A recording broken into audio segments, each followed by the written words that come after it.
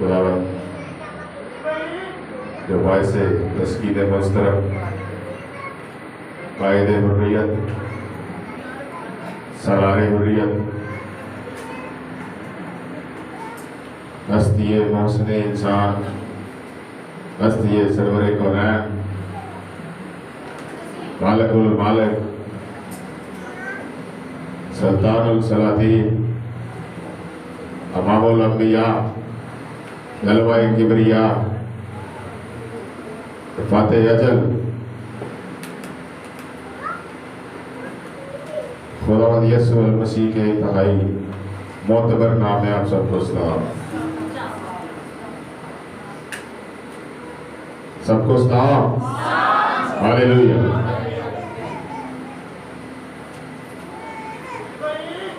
इससे बेशतर के हम खुदा के कलाम की तरफ बढ़े, जोरदार तालियां बजाएंगे खुदा बाप बेटे रूहुल कुद्दुस के लिए। हालेलुया। इसलिए कि जहां खुदा का रूह है वहां पर मुकम्मल आजादी है। कलाम में लिखा तुम सच्चाई से वाकिफ होगे और सच्चाई तुम्हें आजाद करेगी।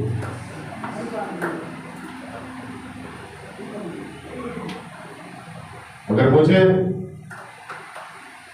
बहुत अच्छा महसूस नहीं हुआ ये देख करके आप बड़े ही मायूस लग रहे हैं, मायूस से लग रहे हैं। मसूद फरमाते हैं मैं खुश होया जब मैं आखन लगे कि आओ बैतेल में चले, आओ यहोवा के घर चले। तो मायूबी तो नहीं ना खुदा के घर में। नबी फरमाता है उसके हुजूर में कामल शादमानी है। कामल शादमानी वाला कौन सी है? जो जाती नहीं, वो खुशी जो जाती नहीं है। तो हमारे चेहरे पे जब से वो जाता तकरीबन मुस्कुराहट नहीं आई। खुदा हम साथ नहीं है। Hallelujah hallelujah. पिछली दफा उससे पिछली दफा हमने ये सीखा था कि हालेलुया की पावर है। ये पावर आपके अंदर खुशनुदी लेके आती है, खुशी लेके आती है, खौफ नहीं पैदा करती, ये डर नहीं पैदा करती। और किताब मुकद्दस फरमाती है उसने हमें दहशत का रूह नहीं दिया बल्कि उसने दिलेरी का रूह दिया। खौफ नहीं होना चाहिए हमारी जिंदगी में। आज हम इसी के मुतालिक सीखेंगे। दरहकीकत इंसान जो औरत से पैदा हुआ, इंसान जो जीरो कहलाता है, इंसान जो इस दुनिया का बाशिंदा है, इस नगर का वासी है, अपने कौलो फेल में बहुत पुख्ता होते हुए भी वो किसी न किसी सेक्टर में, किसी न किसी जिंदगी के हिस्सा में, किसी न किसी जिंदगी के खाने में, किसी न किसी जगह पर वो खौफ में मुब्तला हो जाता है।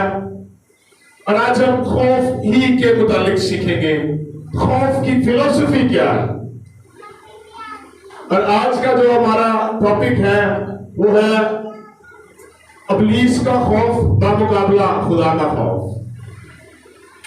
Fear of God versus Satan's fear.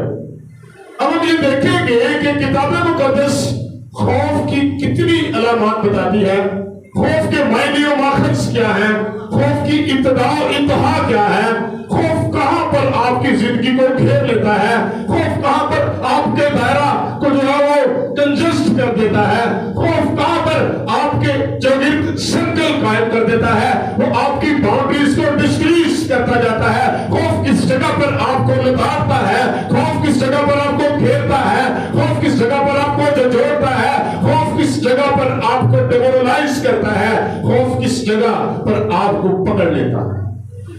आज हम खौफ के ताल्लुक से सीखेंगे। अगर देखा जाए तो खौफ संस्कृत और फारसी जुबान का मुरक्कब है और इसके जो मायने हैं वो है हॉल पढ़ना। जिस तरह पंजाबी में नहीं कहते थे तो हॉल पहन ले, ये ये पंजाबी की टर्म उर्दू से ली गई है। इसके मायने दहशत ज़दा होना भी है, खौफ के मायने डर जाना भी है, दहशत ज़दा होना भी है, फिक्रमंदी के भी है, अंदेशा भी है। इसके बहुत से मायने हैं। मुख्तलिफ सिचुएशन जब इंसान की जिंदगी में आती है तो इंसान खौफ का शिकार हो जाता है, डर की हालत में आ जाता है, वो कोई भी हो। और बाइबल मुकद्दस के मुताबिक, ग्रीक फिलोसफी के मुताबिक, जो मैंने बाइबल मुकद्दस में से खौफ अखज़ किए हैं वो आज हम देखेंगे। अजीजों, हमारी जिंदगी में आमतौर पर जब हम देखते हैं 5 किस्म का खौफ पाया जाता है। ये जेब में रखें और मुझे आपकी तवज्जो की जरूरत है, मैं बहुत ज्यादा वक्त नहीं लूंगा। 5 किस्म का खौफ हर एक इंसान की जिंदगी में पाया जाता है। इवन जो जानदार हैं, जानवर हैं, हर जीरो जो इस दुनिया में सांस लेती है उसकी जिंदगी में खौफ पाया जाता है। आज अगर हमने इस मैसेज को बतौर खुदा का कलाम, बतौर खुदा की तसल्ली, बतौर खुदा का इत्मीनान तस्लीम कर लिया, रिसीव कर लिया, तो आज हम इस लानत से निकलेंगे। दर हकीकत खौफ एक लानत है, ये बात याद रखें, इस बात को अपने पल्ले बांध लें। तो आमतौर पर इंसान की जिंदगी में सबसे जो पहला खौफ रहता है वो मौत का खौफ रहता है। पता ना, हर एक इंसान इस दुनिया में जो मां से पैदा हुआ है वो इस बात का खौफ अपने ज़हन में रखता है कि कहीं मुझे मौत ना आ जाए, कहीं मैं मर ना जाऊं। और एक इंसान को बादशाह है, पीर है, फकीर है, सफीर है, वजीर है, कोई भी इंसान है, आलम है, फाजिल है, रब्बी है, शरा का आलम है, पादरी है, बिशप है, पौप है, जो कोई शख्स भी इस दुनिया में है, चाहे वो बड़े से बड़ा आलम है, चाहे वो छोटे से छोटा मुहक्किक है, वो इस खौफ में मुब्तला रहता है कि कहीं मैं मर न जाऊं। अख्स बादशाह बनी इस्राएल कौम का बहुत बड़ा बादशाह था, और जब वो खिड़की से गिरा तो उसकी पसलियां टूट गई और वो मरने की हालत में पड़ गया। और उसने तबीबों को बुलाया, हकीमों को बुलाया, डॉक्टर्स को बुलाया, स्पेशलिस्ट को बुलाया, लोगों को बुलाया, नबियों को बुलाया कि मेरे लिए दुआ की जाए कहीं मैं मर न जाऊं। इवन जब उसको मुकाशफा हुआ तो नबी की मार्फत खुदा ने कलाम किया और फिर उसने खुदा से दुआ की। 15 साल उस बादशाह की उम्र बढ़ गई बाइबल मुकद्दस के मुताबिक। सो बात करने का मकसद ये है, इब्तिदा ही से जब हम देखते हैं कि इंसान की जिंदगी में ये खौफ कैसे लाहक हुआ, कैसे ये डर इंसान की जिंदगी में पहली दफा जब इंसान इस दुनिया अर्ज के ऊपर, इस अर्थ के ऊपर ह्यूमन बीइंग होते हुए जब इंसान डरा तो वो कौन सी जगह थी, उसके नताइज क्या निकले, उसकी वजूहात क्या थी। जब इंसान पहली दफा इस रोए जमीन पर डरा उसकी वजूहात क्या थी। किताबों में जब हमने तलावत की तो हमने पढ़ा, हमने सीखा कि जब आदम और हवा ने खुदा की नाफरमानी की है, खुदा की बात को मद्दे मुकाबल ना रखा, खुदा की बात को नाचीज जाना, खुदा की बात को पसंद फेंक दिया, खुदा की बात को इग्नोर कर दिया, नजरअंदाज कर दिया, तो वो एक ऐसी सिचुएशन में मुब्तला हो गए जहां से खौफ उनकी जिंदगी में आया। याद रखें, वो खुदा का खौफ नहीं था। जरा पढ़े प्लीज, मेरे साथ निकालिएगा। मैं चाहता हूं कि हम इसको दोबारा तलावत करें, तो प्लीज माइक के साथ जरा तलावत करें और आप इसको काइंडली 5वीं आयत से पढ़ लें, तीसरे बाब की 5वीं आयत से। बल्कि खुदा जानता है कि जिस दिन तुम उसे खाओगे तुम्हारी आंखें खुल जाएंगी। अब इससे पहले उसने कन्वर्सेशन शुरू की है। इससे पहले कोई है जो हवा के पास आता है, पहले वो कम्युनिकेशन आपके साथ बढ़ाता है, पहले वो रिलेशन आपके साथ बढ़ाता है, पहले वो आपके साथ राब्ता कायम करता है, पहले वो आपके साथ रिश्तेदारी कायम करता है, दोस्ती, फ्रेंडशिप, फ्रेंडनेस, वो हर एक चीज आपके साथ आके करता है। उसके बाद बात को थोड़ा बढ़ाता है। और आप सब बखूबी वाकिफ है मैं किसकी बात कर रहा हूं। प्लीज, वो आता है, आता तो बड़ी खूबसूरती के साथ है, बड़ी अच्छी उम्मीदें लेके आता है। ग्रीन गार्डन्स अक्सर जो लव मैरिज वाले होते हैं वो उनका ही प्रॉब्लम रहता है। ग्रीन गार्डन्स पहले तो आप बड़े सब्ज बाग दिखाते थे, अब आपके पास कुछ भी नहीं। एक मुझे कहती, भाई साहब देखो मैंने याद मैंने कहता सी कि हम साड़ी जो ब्याह है ना, तो हेलीकॉप्टर तो खोल चुका है। और आप काम पे जानी है ये क्या? तो उसका मतलब ये है कि वो आपको ग्रीन गार्डन्स दिखाता है। विदाउट ग्रीन गार्डन्स इंसान को तरस की कहते लालची भी है, इंसान के दिल में दिल बच्चा है। कलाम कहता है, मैं नहीं कहता, वो जो गाना है वो फर्क है। कलाम कहता है इंसान का दिल लड़कपन सा है।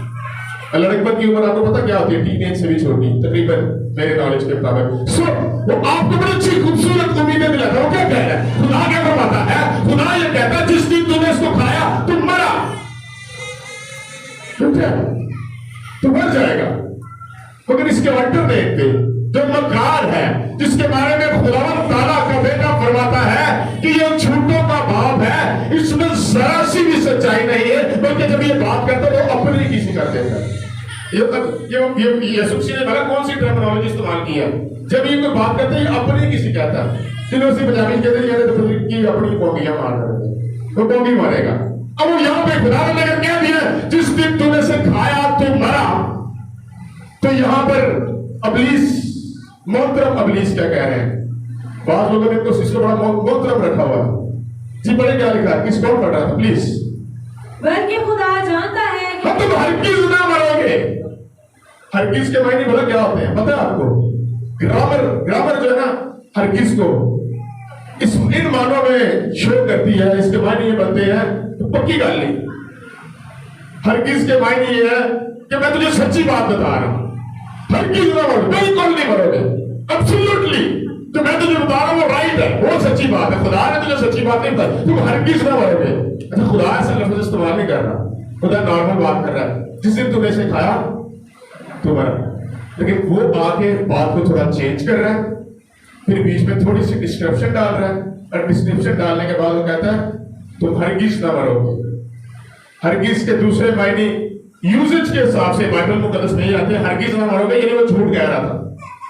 डायरेक्ट पॉइंट गॉड, वो खुदा को पॉइंट कर रहा है, यानी खुदा कह रहा तुम मरोगे। अबलीस दोहराता कहता तुम हरगिज ना मरोगे, यानी अगर हरगिज ना मरोगे तो इसका मतलब अबलीस आपको ये कह रहा है कि खुदा झूठ बोल रहा है।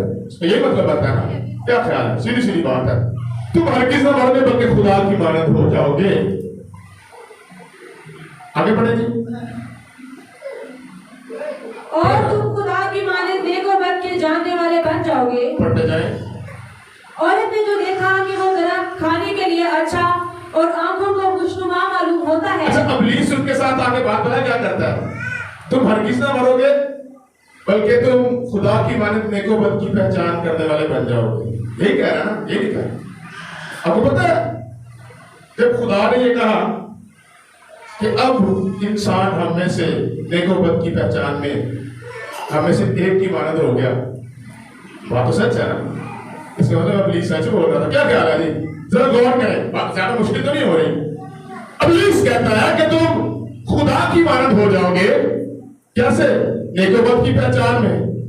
अगले ही वर्ष में, यानी अगले चैप्टर में खुदा कहता है कि इंसान नेकोबद की पहचान में हम में से एक ही मानद हो गया। तो इसका मतलब अबलीस झूठ तो नहीं ना बोल रहा था। क्या ख्याल है? ये खुदा ने भी इकरार किया है कि ये हमारी मानद हो गए हैं। अबलीस भी यही कह रहा है कि ये खुदा, तुम खुदा की मानद हो जाओगे। रोहा का था बीच, परेशानी क्या बीच में? क्यों नहीं पादरी साहब? अगर अबलीस भी ये बात कहता है कि तुम खुदा की मानद हो जाओगे, और खुदा भी इस बात को इकरार कर रहा है कि इंसान नेकोबद की पहचान में हमारी मानद हो गया, तो फिर अबलीस ने कहा झूठ बोला? बेचारा सच्चा है। जरा आयत पढ़े मेरे साथ एक बार, मुझे ढूंढना पड़ेगा प्लीज। लिखा हुआ है इंसान नेकोबद की पहचान में हम में से एक की मानद हो गया।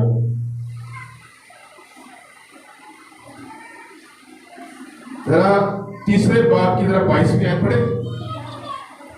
और जब देखना है, आपने पहले अबलीस ने कहा है कि तुम मरोगे नहीं। मेरी बात समझ आ रही है? मुझे आपकी तवज्जो चाहिए, बात थोड़ा काम कह रहा है। अबलीस कहता है तुम इस फल को खा लो। बहन जी, पता नहीं बहन जी क्या होना, क्या होना नहीं पता, आप इसको खा ले। इसकी एक वजह, खुदा आपको इसलिए नहीं खाने दे रहा क्योंकि आप खुदा की मानद हो जाओगे। किसमें? नेकोबद की पहचान में, इविल एंड गुड। उसके बाद उसने यही कहा, आगे 22वीं आयत पढ़े जरा, खुदा क्या कहता है? खुदावंद ने क्या कहा? खुदावंद ने कहा, अब इब्लीस नहीं बात कर रहा, अब खुदावंद बात कर रहा। खुदावंद ने क्या कहा? देखो इंसान नेको बद की पहचान में हम में से एक की मानंद हो गया। इब्लीस झूठ तो नहीं बोल रहा, फिर इब्लीस ने झूठ नहीं बोला, ये बात याद रखें। इब्लीस कह रहा तुम खुदा की मानंद हो जाओगे, खुदा कह रहा है ये मेरी मानंद हो गया, हमारी मानंद हो गया, हम में से एक की मानंद हो गया। कहां पर इब्लीस ने इंसान के साथ चक्करबाजी की? नाफरमानी। Very good. और बेटा द सेम थिंग जो बहन कह रही है और आप कह रही हैं। फिर हकीकत इब्लीस बेहतरीन बात करेगा आपके साथ आके, कलाम की बात करेगा, बीच में से एक लफ्ज को मरोड़ देगा। ये उसकी कैटेगरी है, ये उसकी टेक्निक है, उसकी प्रैक्टिस में ये शामिल है। उसने यीशु मसीह के साथ ये टेक्निक इस्तेमाल की थी। खुदा ने कहा था तुम इसमें से ना खाना, जिस दिन तुमने खाया तुम मरोगे। इब्लीस सारी बात सेव करके सिर्फ एक बात को बीच में से मूव कर देता है, और वो ये है तुम हरगिज ना मरोगे। बात सच कहता है, आता है हमारे पास, कलाम की बात लेके आता है, कलाम की बात करता है, सारी बातें ठीक करता है, सारा कलाम पूरी आयत पूरा पैसे सुनाने के बाद जाता जाता ना हल्का सा लफ्ज मरोड़ देता है, जो इंसान के लिए ठोकर का सबब होता है। हम उससे डरते हैं। इंसान की जिंदगी में सबसे पहले जो डर आया वो गुनाह के सबब से आया। इंसान के सबब से, जब इंसान की जिंदगी में नाफरमानी के सबब से डर आ जाता है, उसके जरिए से एक चीज आती है। कलाम मुक़द्दस में लिखा है, और पहले आदम ने गुनाह किया, गुनाह का सबब ठहरा, और गुनाह के सबब से क्या इंसान की जिंदगी में आई?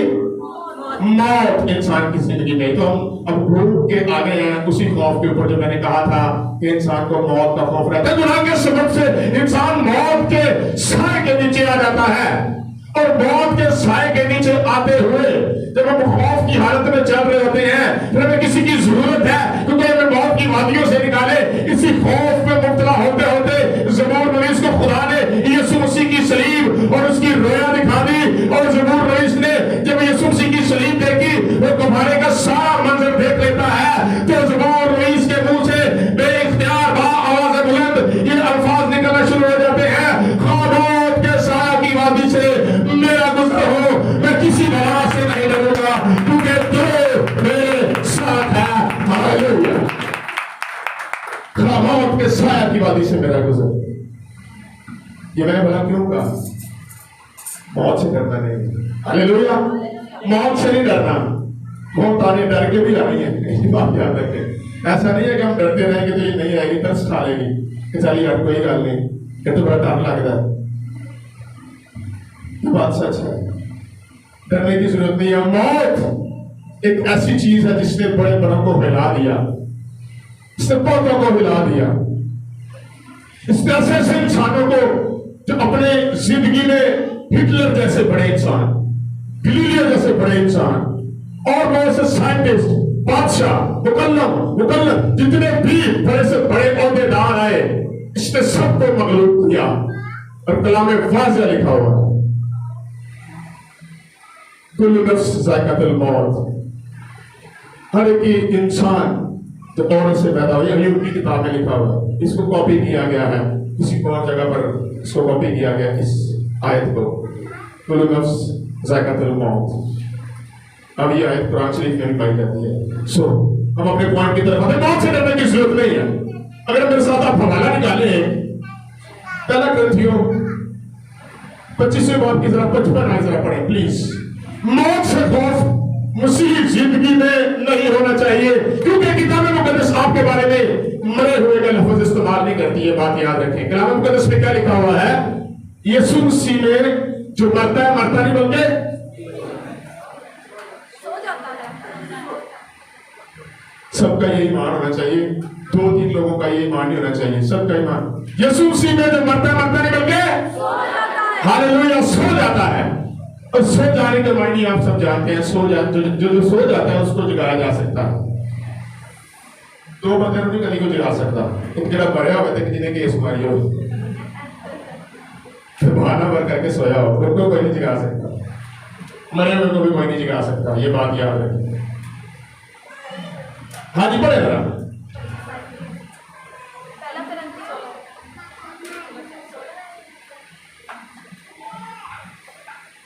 15 फिर पढ़े, 15 शायद मेरे से 55 आए थे, मैं इधर से देख लेता हूँ।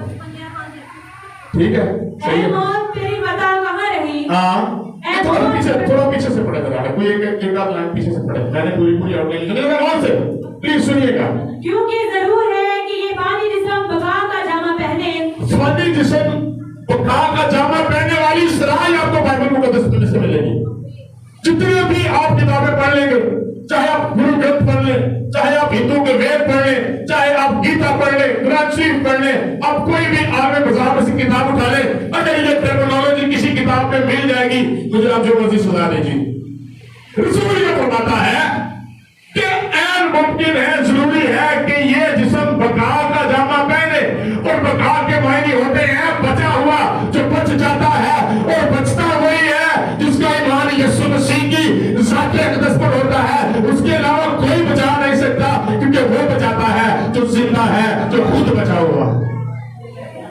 ये बात याद रखें। ये मैंने मुतालिया किया है, मैंने किताबों से ढूंढ कर सवाल कोशिश की है, पंजाबी चीजें ढूंढ के। ये वाली आयत मुझे कहीं नहीं मिली कि जरूर है कि ये जो फानी बदन है वो बका का जामा पहने। How can it is possible? कोई फानी चीज कैसे बका का जामा पहन सकती है? अगर आपके हाथ में पानी है तो पानी गिर जाएगा, कुछ नहीं बचेगा। अगर इंसान मोमिन की हालत में रहता है, जमीन की मट्टी से इंसान को लिया और आदम को बनाया, उसके नथनों में जिंदगी का दम फूंका। जब इंसान मर जाता है, जिसमें वो सीधा खाक के सपोर्ट कर दिया जाता है, और फिर बिशप राहब पौलवी मंडल जो भी आते हैं वो कहते हैं कि खाक को खाक के सपोर्ट कर दिया जाए। How can it is possible that? कैसे ये बदन बका का जामा पहन सकता है? मैं आपको एक मिसाल दे सकता हूं, मैं आपको बता सकता हूं, रसूल के साथ मैं मुत्तफिक हूं। मैं बिलीव रखता हूं कि ये बदन जो फानी बदन कहलाता था, किसी दौर में सलीब के बाद ये बका का जामा पहन सकता है। इसलिए यीशु मसीह जब तीसरे दिन कमर का सीना चीर कर उठते हैं तो ये कौन पूरा होता है, मौत तेरी फतह कहाँ रही, मौत तेरा दम कहाँ रहा, बल्कि लिखा मौत फतह का लुकमा हो गई। जब मौत फतह का लुकमा होती है, अब यीशु मसीह कहाँ पर है? पानी साहब बताए, हालेलुया। जलाली बदन में है ना, रसूलों ने देखा, किसी ने अमाउस के रास्ते पे देखा, रसूल क्या था? सबसे पहले कायफा ने देखा, फिर यूहन्ना ने देखा, फिर 12 शागिर्दों ने देखा, फिर 500 से ज्यादा ने देखा, और सबसे आखिर में मैंने देखा गोया अधूरे दिनों की पैदाइश में। रसूल ये फरमाता है जब वो जिंदा है तो वो जिंदा करने की कुदरत रखता है। प्लीज मैं विनती करता हूं, ये मौत से न डरा कर, मैं नहीं डरता। ये बात याद है। आप भी बहुत ले रहे हैं, मैं ये बात नहीं कर रहा, लेकिन खास एक पॉइंट है जिसको मैं आपके सामने लाना चाहता हूं। मुसीबत में होते हुए मौत से न डरे। इन्हीं दोबारा नहीं बदमाशी करते फिर तो मैं नहीं डरता, वो अलग बात है, वो मरना करना है।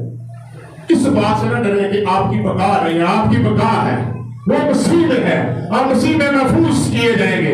मैंने वो स्क्रिप्चर्स पढ़े हैं, मैंने वो मैन्युस्क्रिप्ट पढ़े हैं जिसमें लिखा हुआ कि ये मुर्दे जो मसीह में थे अब जिंदा। हालेलुया। मौत से डरने की जरूरत नहीं है। दूसरा खौफ, प्लीज, इब्लीस का खौफ, ये बड़ा खतरनाक खौफ है। ये बहनों को अक्सर बच्चियों को मुब्तला रखता है। ये भूत प्रीत, ये बदरूहें, ये जिन्नात, देव, चुड़ैले वगैरह वगैरह जो भी अपने नाम बनाए हुए हैं दुनिया के हिसाब से, क्या आप इस बात का इकरार करते हैं कि यीशु मसीह की कुदरत इब्लीस की सारी सल्तनत को ला सकती है? तो हमें साथ रहिए, आज बात करा करें। कौन ये जानता है कि यीशु मसीह के लहू की एक बूंद इब्लीस की सारी सल्तनत को गालिब मगलूब कर देती है? गरासीनियों के इलाका में जब यीशु मसीह जाते हैं, गरासीनियों के इलाका में एक शख्स था, यीशु मसीह से जाने से पहले लिखा सब उसका बयान ये है कि यीशु मसीह अभी वहां पर नहीं गए, सालों से वो शख्स गरासीनियों के गदरियों का इलाका भी इसको कहा जाता है, ये से झील का पार था। अब यीशु मसीह वहां पर जा रहे हैं और उस शख्स की हालत ये है, इंतजार की सूरत उसके अंदर है, इवन उसको जंजीरों से बांधा जाता था, जितनी भी मजबूत जंजीर होती वो तोड़ डालता था और जंजीरों को तोड़ता और लोगों को घायल कर देता था, जख्मी कर देता था। मुतअद्दिद बार उसको कपड़े पहनाए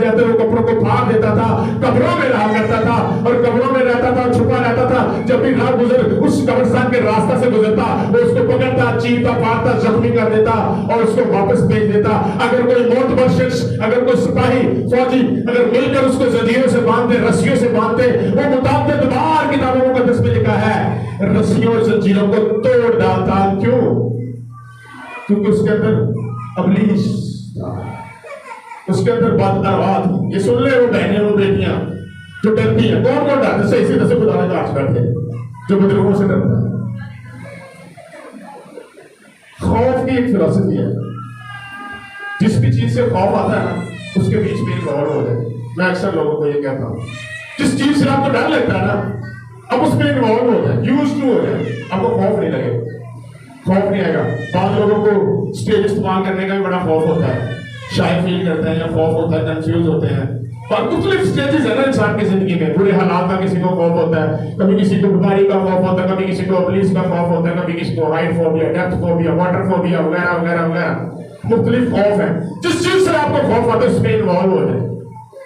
अभी ये ना सोचे कि मैं कह रहा बदलूंगा ना मिल जाओ, सही बात है। आप ऐसा नहीं, यूज टू नहीं। अगर किसको ज्यादा अंधेरे से डर लगता है तो चैलेंज तो एक्सेप्ट करे ना, वो चाहे तो सही, कोशिश तो करे, फिर पहले करते रहते हैं। अलग टॉपिक है ये। अपने वीडियो के इलाका में खुदा यीशु मसीह का जाना हो जाता है।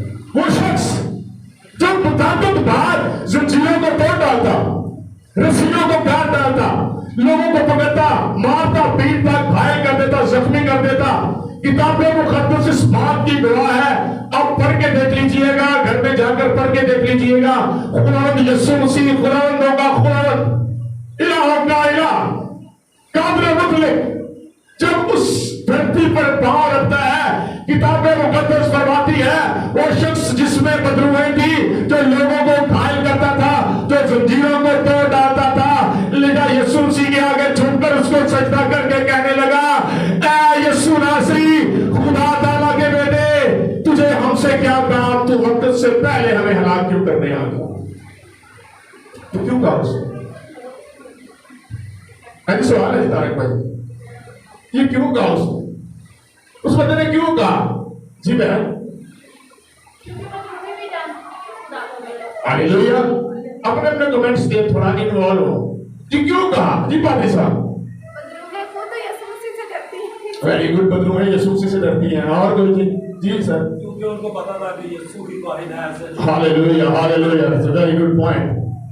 उसको पता था, बांधा जाता, जंजीरों को तोड़ देता, रस्सियों से बांधा जाता, रस्सियों को तोड़ देता। उसके झुकने का सबब यह था कि अब मेरा कोई जोर नहीं चलने वाला, क्योंकि जितनी मर्जी जंजीरें मैंने तोड़ी हो, अब वो आ गया है जिसके बंद किए तो कोई खोल नहीं सकता, जिसने खोले हो तो कोई बंद नहीं कर सकता। अब आज अगर इसने मुझे बांध दिया तो दुनिया की, आसमान की कोई ताकत मुझे खोल नहीं सकती। हालेलुया। मैंने मुतअद्दिद बार यीशु मसीह के नाम से इब्लीस को बांधा। जिंदगी में 2 स्पिरिट्स ऐसी थी जिन्होंने मेरे ऊपर हमला करने की कोशिश की, बहुत से केस हैंडल किए, अपनी उम्र से ज्यादा किए होंगे। भाई सारे मेरे साथ होते हैं अक्सर बार। एक स्पिरिट यहां तक मेरे हाथ ले आई, उसने मुझे अटैक करने की कोशिश की। तो मेरे पास तो एक आम सा नुस्खा है, कोई बहुत बड़ा नुस्खा नहीं। किसी जगह से जड़ी बूटी यूसुफ भाई लेकर नहीं आनी पड़ती, किसी पंसारी के पास नहीं जाना पड़ता। एक ही सादा सी बात है, ये ऑयल था मेरे पास, किधर गया है? अभी तो नहीं है, अभी मैंने देखा है वैसे। हाँ जी, ऑयल था। और मैंने कहा खुदावंद ये तेल अब से तेल ना रहे, बल्कि मैं इसको मसा करता हूँ खुदा बाप बेटे रूह के नाम से, ताकि ये तेरे लहू के मुशाबत ठहरे। जैसे ही वो तेल मैंने लगाकर अपनी उंगली को उसके हाथों के ऊपर यूं पॉली क्रॉस का निशान बनाया, उसके हाथ यूं हो गए। मैं खुदा का कलाम सुना रहा हूँ, मुझे कोई अपनी तरफ से बातें करने की जरूरत नहीं है। और वो सिर्फ यही कहता रहा कि प्लीज मेरे हाथों को खोल दे, मेरे हाथों को खोल दे। मैंने कहा ये हाथ मैंने नहीं बांधे, ये उसने बांधे जिसके बंद किए तो कोई खोल नहीं सकता। Hallelujah, hallelujah. प्लीज से करने की जरूरत नहीं है, उसको मगलूब कर दे। पिछले दिनों में मुझे, ये रिसेंट की बात है, हफ्ता 1.5 हफ्ता की बात है, मेरे जेल में एक बात इब्लीस डाल रहा था। मैं बहुत दूर जाता हूँ, 1.5-2 घंटे का सफर करके ऑफिस में जाता हूँ, उससे मेरे जेब में ये बात डालना शुरू कर दी, बैंक का एक्सीडेंट करवा देना। इतना मैं भाग आगे इस बात से, बार बार मेरे जेब में यही बात है, बार बार मेरे जेब में यही बात है। यार कमाल हो गई है, खुदा इसको तो डिलीवर कर। खुदा ने बोला तेरे पास इख्तियार है, अगर तुझे नहीं याद आ रहा तो बरकस की इंजील के 16वें बाब को जाके पढ़ के देख ले। यीशु ने कहा मैं खुद तुझे इख्तियार देके गया हूं, जाओ मैं तुम्हें अपना इख्तियार देता हूं, मेरे नाम से सांपों और बिच्छू को कुचलो, अपनी इसकी थोड़ी सी कुदरत पर गाला, थोड़ी सी अपनी इसकी सारी कुदरत में मौत भी आती है, एक्सीडेंट भी आते हैं, जहर भी आता है, आग भी आती है, और वो बुरा हालात भी आता है जिससे इंसान को खौफ आता है। उसी वक्त मैंने अपनी बाइक रोकी, मैं सेपरेट हुआ, सर पे खड़े मैंने कहा get out in the mighty name of Jesus, hallelujah. उसके बाद से मैं रिलैक्स हो गया। एनालिसिस नहीं है, तजुर्बा नहीं है, हम करते नहीं है, हम कहते नहीं है, जुबान से कहते नहीं है, जुबान खुलती नहीं है हमारी। अब यीशु ने पता नहीं की समझ लिया है। मैं आपको कहता हूं उसको कुछ ना समझे, ये कलाम मुकद्दस वाज़ है, अपनी तरफ से कोई मैं बात नहीं कर रहा। किताब मुकद्दस गवाह ने कहा ऐ खुदा ताला के बेटे यीशु नासरी, तुझे हमसे क्या काम, क्यों मैं वक्त से पहले हलाक कर दिया। इसका मतलब बोला क्या है? तुमको पता है कि खुदा यीशु से हलाक कर सकता है, हमें पता नहीं है कि खुदा यीशु से उनको हलाक कर सकता है। हम गर्मियों में भी पर बिस्तर लेके सो जाते हैं, याद करें तो मसला ना खराब। अबलीस से भी डरना, ये बात याद रखें, चैलेंज है। अब क्या है उसको तो बाद हम कहीं से बूट पढ़ना शुरू कर देना, ख्वाब बहुत किसाया की वादी से मेरा गुजर हो, मैं किसी बला से नहीं डरूंगा, तो डर ही जाता था, इतना डरता होता है, इतना डरता था, मैं किसी बला से नहीं डरूंगा। मैं कहता पुलिस रास्ता हो जाता यार चेका होता है, डर ही जाते हैं, तो कहते मैं किसी बला से नहीं डरूंगा। अभी कुछ चीज देखी नहीं होती, तो बाद में पिटा नहीं आ जाती, बहुत डरो ना। किताब मुकद्दस वाज़ कहती है खौफ न खा, देख मैं ज़मीन की इंतहा तक तेरे मुसाए के साथ, तेरे साथ नहीं, तेरे साथ। खौफ न खा, अबलीस से डरने की कोई जरूरत नहीं। मुझे हर रसालत नाम इज्जत नाम बुजुर्ग पौलुस रसूल का कौल याद आ गया, वो वाकया याद आ गया जब लौड़ी के अंदर स्पिरिट थी, रसूल ने कोई बात नहीं की। आप तजर्बा तो करके देखिए प्लीज, तजर्बा ही नहीं करते, पहले करना आपने तजर्बा तो करके देखिए। कोई ज्यादा एक्शन मूवी की मैं बात नहीं कर रहा, रसूल था यीशु मसीह का, जो अपने आपको बड़ा था रसूल कहता, उसने पीछे मुड़ के कहा मैं तुझे यीशु के नाम से हुक्म देता हूं। तब अमाल की किताब का वाकया है। बात करने का मकसद ये है अबलीस से क्यों डरते, मौत से क्यों डरते। मैं बाद में आपके सामने बातें कर रहा हूँ। मौत से इसलिए नहीं डरना क्योंकि यीशु मसीह मौत पर गालिब आए। अबलीस से इसलिए नहीं डरना क्योंकि यीशु मसीह ने हमें इख्तियार दिया कि जाओ मेरे नाम से सांपों और बिच्छू को कुचलो, इसकी थोड़ी सी कुदरत पर गालिब आओ, सारी कुदरत पर गालिब आओ। उसके बाद जनाब आ जाए जी दुनियावी खौफ। ये बड़ा अजीब सा खौफ है हर एक इंसान की जिंदगी में, जॉब पे छूट जाने का खौफ, हालात का खौफ, रिजल्ट का खौफ, कपड़े पहनने का खौफ, मुख्तलिफ तरह से खौफ हमें आए किए हुए हैं और हम इनमें पिसते चले जा रहे हैं, पिसते चले जा रहे हैं। हम इस खौफ में इस कदर मुब्तला हो चुके हैं कि हमसे निकला नहीं जा रहा। हर वक्त रात को दिल में खौफ, बच्चों के लिए खौफ, इनके कपड़े, इनके मामलात कैसे होंगे, कैसे रिस्क होगा, कैसे क्या किया जाएगा, वगैरह वगैरह वगैरह। दुनियावी खौफ मत्ती की चीज जरा निकालें, जिनको ये खौफ है रातपुरी चावल में आटा भी नहीं मिलता था, 6 दिन है रखा यार, फिर इसका मतलब है खुदा बेवफा हो गया जब आटा नहीं मिलता था। 26 की जरा पढ़े, अब पहली 25वीं से पढ़े, 6ठे बाब की Gospel of Matthew chapter number 6 verse number 25 to onward, please पढ़े। इसलिए मैं तुमसे कहता हूँ verily I say to you कि अपनी जान की फिक्र न करना। हाँ, मौत से नहीं डरना। दावा यीशु मसीह का है, ये बात याद रखें। आगे पढ़े कि हम क्या खाएंगे या क्या पिएंगे। ये खौफ है, बड़ा खतरनाक खौफ है। यकीन करें ये गरीबी मुफलिसी का खौफ से निकलना है भाई, कोई बात नहीं है। ये बात याद रखें, ये इन अल्फाज से जो है वो तस्कीन हासिल करें, मुतमईन हो, यीशु मसीह के अल्फाज से तसल्ली को हासिल करें, कुछ बड़ी बात नहीं है। हालात का मैं आपको एक बात बताता हूँ। एलन मस्क दुनिया का सबसे बड़ा इस वक्त अमीर और बिजनेसमैन शख्स है। वो बेचारा इतना को परेशान है ना, आप सोचो इतना को परेशान है वो। ये परेशानी जानी कोई नहीं आपकी जिंदगी से। अपनी इस खौफ में आया करें, ये रहेंगी, ये आपके साथ रहेंगी। आप पंजाबी की सारे बादशाहों के खजाने मिले हुए हैं, ये है ना मिसाल है ना। तो मैं अपनी तरफ से कह रहा हूँ, ये बात है, हो जाते हैं, हमने देखे हैं। कल मैं किले के पास से गुजर रहा था, मैं कहा एक दिन ये बादशाह बड़ा फतूरिया बहुत में होगा, आज यहाँ पे 0 बैलेंस है, कुछ वहां पे नहीं पड़ा। प्लीज यीशु मसीह ने कहा मैं तुमसे सच कहता हूं, बोले कि अपनी जान की फिक्र ना करना। हाँ जी, कि हम क्या खाएंगे या क्या पिएंगे। हाँ जी, तो फिर कौन देगा खुदावन जी? मैं तो सवाल खुदावन से करता हूँ। तो कहता फिक्र ना करना, तो फिर कौन देगा? अच्छा, 5 लोग ऐसे भी फिक्र करते हैं, हम कहते हैं यार मैं तो खुदा की सुनी है। अच्छा पढ़े जरा, दुनियावी खौफ है। और ना अपने बदन की कि क्या पहनेंगे। हाँ, क्या जान खुराक से और बदन पोशाक से बढ़कर। जिसने जिंदगी दे दी है, जिसने आपको सुबह शाम से दे दी है, जिसने उठा खड़ा किया है, जिसने जान को बहाल कर दिया है, जिसने अपने बच्चों की जिंदगी को सलामत रखा, अरे वो बेफिक्र नहीं हो गया, फरामोश नहीं हो गया। जो जिंदगी देना चाहता है वो जिंदगी गुजारने के मामला में देना चाहता है, ये बात याद रखें। ये सुख से वाज़ेह फरमाया है, क्या जान पोशाक से बढ़कर नहीं है? आदम और हवा ने क्या किया था? तो काला किया, खुदावन तूने कहा था जिस दिन तूने खाया तो मर जाएगा, खुदावन हमें मारना, तो बेशक हम नंगे तो हमें लुंगियां बना दे, हैं कपड़े पहन लेते हैं। जान पोशाक से बढ़कर, ये बात याद रखें। आगे बढ़े जी प्लीज। हवा के परिंदों को देखो। अब मिसाल आपके सामने, अब बड़ी सादा सी मिसाल है। आप जो अच्छी जॉब करते हैं, बड़ा भी फख्र करते हैं, मैं भी बड़ा फख्र करता हूँ, बड़ी अच्छी जॉब करते हैं, मुझे शर्म आ जाती है हवा के परिंदों को देख के। तेरा फख्र कहाँ गया? इन हवा के परिंदों को देखो कि ना बोते हैं ना काटते हैं, हालेलुया, ना कोठियों में जमा करते हैं, ना जमा करते हैं, तो भी तुम्हारा आसमानी तो भी आपको लसानी वाले को रिस्क देते हैं, तो भी एलएफओ वाले को रिस्क देते हैं। हाँ जी, लिखा हुआ, तो भी बैरियर वाले को रिस्क देते हैं, ये लिखा है। दोबारा पढ़िए क्या लिखा है? तो भी तुम्हारा हालेलुया, हालेलुया, तो भी तुम्हारा आसमानी बाप इनको रिस्क देता है। ना कोई डिनोमिनेशन, ना कोई बिशप, ना कोई पास्टर, ना कोई तंजीम, ना कोई अदारा, ना कोई एनजीओ, ना कोई और ऑर्गेनाइजेशन इनको रिस्क देती है। किताब मुकद्दस में वाज़ेह लिखा है तुम्हारा आसमानी बाप इनको रिस्क देता है।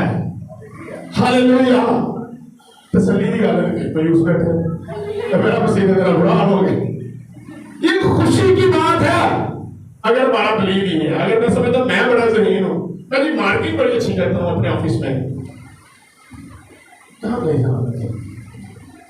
अगर खुदा जान को बहाल ना रखे, जो यीशु मसीह ने बात की है, कहाँ गई हमारी हुकूमत? क्यों नहीं वारिस भाई? अगर जिंदगी कायम ना रहे तो ज़हन कायम रहेगा, जहानत है ही कुछ नहीं, जीरो हो जाएंगे। इसीलिए खुदा यीशु मसीह ने कहा इनामा के परिंदों को देखो, ना बोलते हैं ना खाते हैं, तो भी तुम्हारा आसमानी बाप इनको रिस्क देता है। हालेलुया। तो ये एक गल खत्म हुई, एक परेशानी ने खत्म हुई मेरी जगह नहीं। हाँ जी, थोड़े दिन के कपड़े ना हो तो साड़ियाँ भैन बड़ा मुंह बना लेंगी,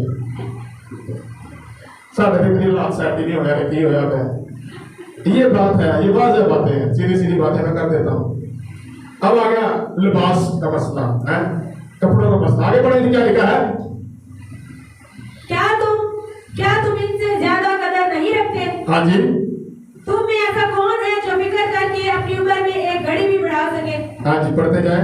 और पोशाक के लिए अब मैं जानता हूँ बंदे को, मैं जानता हूँ बंदे को जिसने अपनी उम्र के लिए बड़ी फिक्र की थी। माइकल जैक्सन ने बड़ी फिक्र की थी।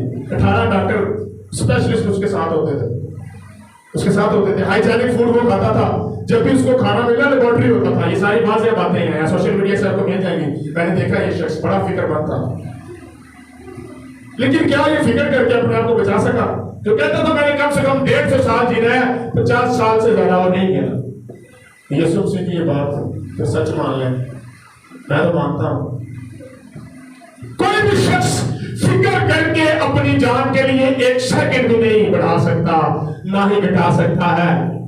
पढ़े आगे। और पोशाक के लिए क्यों फिक्र करते हो? और ये पहनावा से खास है, इनके इवेंट्स जितने उतने इनके जोड़े हैं। खुदा आपको बरकत दे, मैं इसके खिलाफ नहीं, लेकिन जरा सुने, जिनके हालात थोड़े ऐसे रहते हैं वो अपने मर्दों को तंग ना किया करें, और मर्दों को भी चाहिए कि मेहनत करें। तो आगे पढ़े जरा, ये क्या लिखा पढ़े।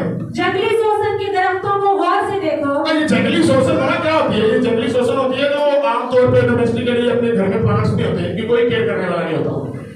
या जहाँ पे लफ्ज जंगली आ जाता है ना, कोई भी जानवर है, कोई भी चिरिंद है, परिंद है, दरख्त है, प्लांट है, कोई भी पौधा है, जहाँ पर लफ्ज साथ जंगली लग जाता है, इसका मतलब ये है कि इसकी केयर करने वाला कोई नहीं है, ये जंगल में है, वीरानों में है, इसकी केयर करने वाला कोई नहीं है। पढ़े आगे क्या लिखा है? इन जंगली शोषण के, यीशु मसीह ये भी कह सकते थे शोषण के दरख्तों को देखो। अगर ऐसे कहते तो ऐसा लगता जैसे किसी की आदमी में लगे हुए हैं। जंगली शोषण के दरख्तों को देखो, पता है किस चर्ची चीज से चलता है। तब से ये देती है आयत कि ये किसी वीरान जगह पर लगे हुए हैं, इनको कोई रात उसे भी पानी नहीं देता, ना कोई माली पानी देता है, ना कोई बागबान पानी देता है, कोई शख्स नहीं इस दुनिया में मौजूद जो इसको पानी देता है। आसमान से इसके लिए चीजें प्रोवाइड होती हैं।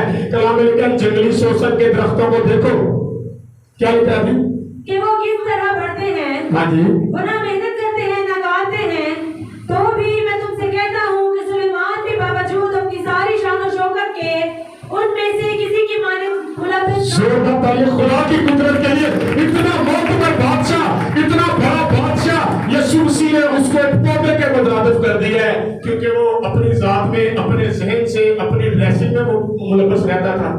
और यहाँ पर एक छोटा सा जंगली पौधा है जो खुदावंत की वजह से, खुदावंत की कुदरत के सबब से मुलव्वस है। यीशु मसीह ने कहा ये जंगली शोषण के दरख्तों को देखो, ना ये मेहनत करते हैं ना खाते हैं, तो भी अपनी सारी शान और शौकत के बावजूद सुलेमान बादशाह इनकी मानद मुलव्वस नहीं था। Hallelujah, hallelujah. क्यों खौफ है दुनिया का? गीत तो हम गाते रहते हैं। मैं एक जगह पे चर्च में वर्शिप कर रहा था, वहां पे गीत मैंने ना बड़े शौक से कहा कि ये वाला गीत गाएं, उठ शैतान में फटे जाता था। अब लोग बड़े बड़े तालियां मार रहे हैं। मैं थोड़ा सा और सुनता वर्शिप कर कहा थोड़ा सा जोर लगा, वो बेचारा गीत गा उठ शैतान पे फटे जाते, लोग ऐसे लगे। मैंने कहा एक ताटे फटे छोड़ देगा जिस तरह किसी लगे हो, ऐसे थोड़ी होता है। जरूरी एक्टिव, थोड़ा एक्टिव हो। तो भाई मायूस होंगे तो वो तो बार बार मार करके आएगा, परेशान होंगे वो बार बार मार करके आएगा। जो शख्स पुलिस से ज्यादा परेशान रहता है ना, ये बात याद रखें, पुलिस की वजह से पुलिस उसके पास पास ही रहता है, ये तो अच्छे तरीके से परेशान करके, ये बात याद रखें। बचपन में देखे कि अगर आपका कोई गाँव पे गाड़ देता है, बड़ा चिढ़ते हैं, तो उसका समझ लेंगे तकिया ड्रामा ये बन जाता है आपको चिढ़ाना।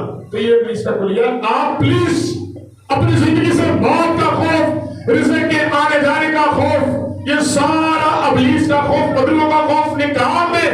खुदा का कलाम आपको कहता है मैं ज़मीन की इंतहा तक तेरे साथ हूं।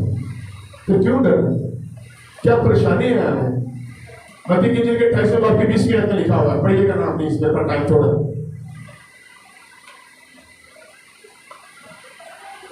यूहन्ना की इंजील का 14वां बाब निकालेंगे।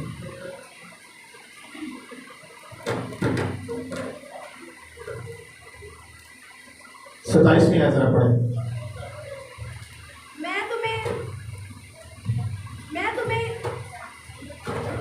मैं तुम्हें इत्मीनान दिए जाता हूँ। इत्मीनान की बात है जी, यीशु मसीह हमेशा इत्मीनान देके जाता है। ना यीशु मसीह डराता है, ना धमकाता है, ना आपको ये कहता है ना ये कर लो वो कर लो। सीधी सीधी बात है, यीशु मसीह इत्मीनान देने आता है। बस मोहब्बत ही मोहब्बत है उसके पास। मैं समझता हूँ नफरत नाम की कोई चीज ही नहीं, तो मोहब्बत ही देता है। अपना इत्मीनान तुम्हें देता हूँ। अपना इत्मीनान, पता है इसके मतलब मायने क्या है? पता है इसके मायने क्या है? इसके मायने ये है, यीशु मसीह ने क्या कहा था कि मुझे मेरी जान देने का भी इख्तियार है, उसे वापस लेने का भी इख्तियार है, कोई इसे मुझसे छीनता नहीं है। यीशु मसीह के अंदर ये इत्मीनान था।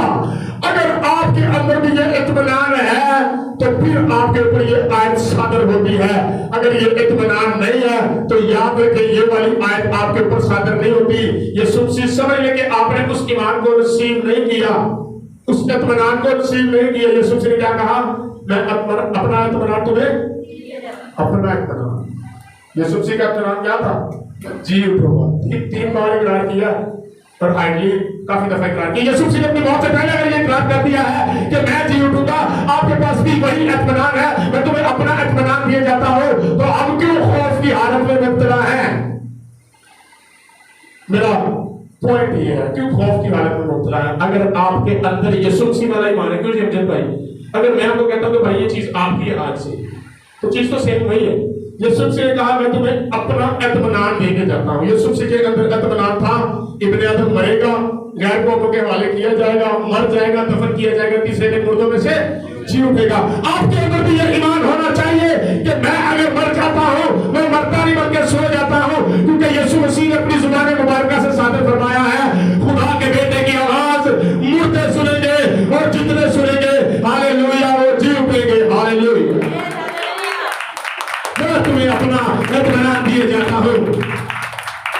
इत्मीनान नजर नहीं आता, इतने परेशान हो चुके हैं, इत्मीनान नजर नहीं आता। ये मैसेज बहुत लंबा, मैं इसको फिल्टर करता हूँ। इंसान का भी एक बड़ा खौफ रहता है, मान लेना कोई चौधरी हो गया ना, उसमें जाए तो डर जाना है, फिर डरते डरते तो पैर को डर जाना है, उसके आगे पीछे दाएं बाएं गार्ड बन जाते हैं उसके। मतलब बात गलत तो नहीं कर रहा, हिंदी मूवियाँ देख लें, अपने कल्चर में अपने खानदान में कोई चीज देख लें, आप अपने इलाके में देख लें, अगर कोई थोड़ा सा मौत पर है ना, एक सियासतदान टाइप बंदा है तो 3-4-5 बंदे में ना लगी जोड़ता है। रिस्पेक्ट करें, मोहब्बत करें, डर का है, किसी के डर के सबब से आप उसके साथ हैं। क्या मसला है आपको? आपने अगर कोई ब्यूरोक्रेट, कोई जज, कोई वकील, कोई पुलिस वाला, कोई एसएचओ, कोई वगैरह वगैरह, अगर कोई आपका अफसर है या आपके साथ उसका मेल जोल है और उसके ऊपर फख्र करना शुरू कर देते हैं, ये गुलामी की निशानी है। ये बात याद रखें, इंसान से डरने की कोई जरूरत नहीं है। बहुत लोग ऐसे होते हैं जो अपने दोस्त या अपनी सहेली के छूट जाने के सबब से उसकी बातें मानते रहते हैं, उसके जो भी वो कहते हैं वो करते रहते हैं, गुमराह होते रहते हैं।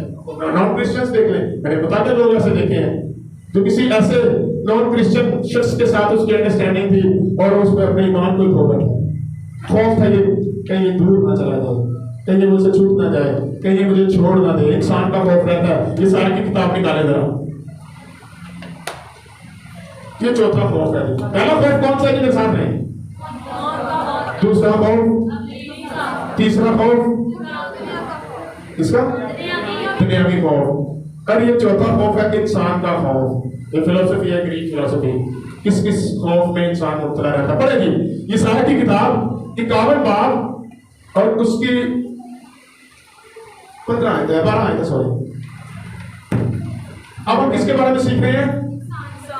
अगर आपकी जिंदगी से कोई ऐसा शख्स जाता है जो आपको मजबूर कर रहा है कि मसीही ट्रैक से साइड में हो जा, उसको छोड़ दें। मैं पक्की बात कर रहा हूं, अल्फाज सख्त हो सकते हैं, उसको छोड़ दें। कलाम में क्या लिखा हुआ है? अगर तेरी आंख तुझे ठोकर खिलाए, हाँ जी, क्यों नहीं शाही भाई, अगर तेरी आंख तुझे ठोकर खिलाए उसको निकाल के बाहर फेंक दे। तेरा हाथ तुझे ठोकर खिलाए काट के फेंक दे। इससे बेहतर है कि तू टुंडा हो गया या काला हो गया, खुदा की बात सही में चला जाए।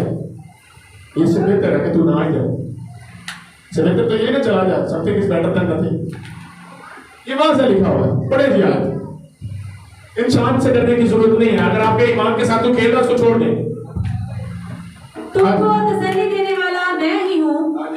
तू कौन है जो फानी इंसान से और आदमजात से जो घास की मानिंद हो जाएगा डरता है? हाँ जी, क्यों डरता है?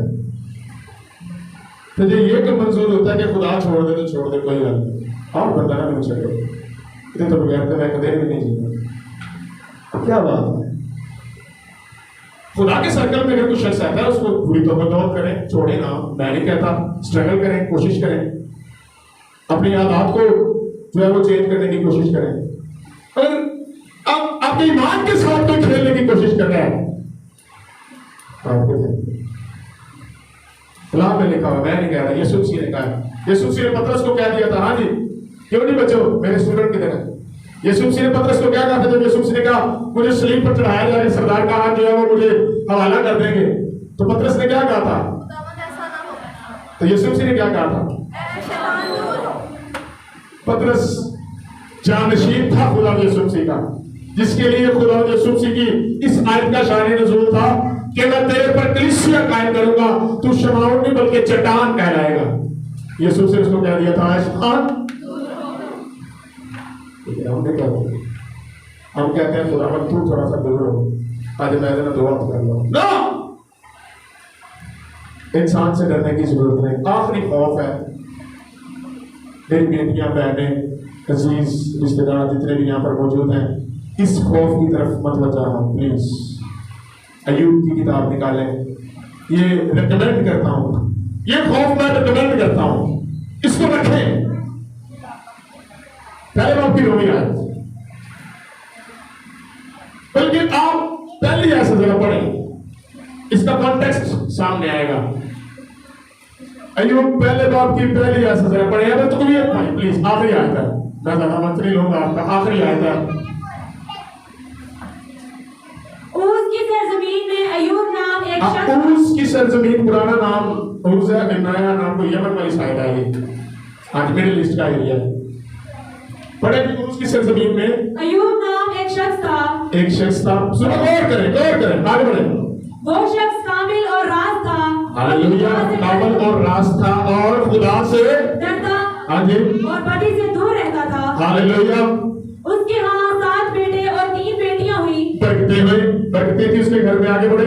उसके पास 7,000 भेड़ें और 3,000 ऊंट और 500 जोड़ी बैल। ये वजह क्या थी? वो क्या था? खुदा से